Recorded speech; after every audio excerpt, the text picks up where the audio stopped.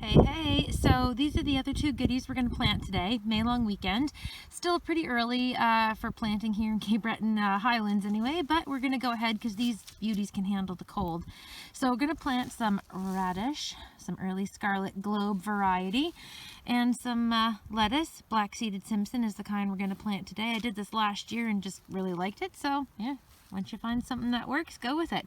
So I have this bed ready. It's hoed into rows already. So what I do for planting these is I go ahead and in one of the rows, I do a slight indentation with my hand, and I do two of them side by side. I do two of them parallel. These get seeded very thinly.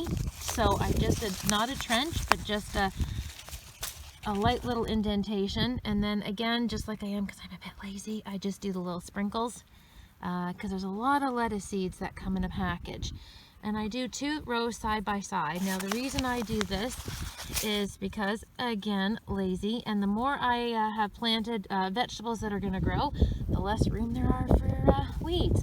Then I cover it up with a dusting like that, because these say maybe a 1/4 inch deep is how you need to plant. So what I do is after the indentation and seeds are in, I just kind of cover them up a little bit, pat them in, and should be good to go. I'm going to do the same with the radish so that I can again just maximize my garden space.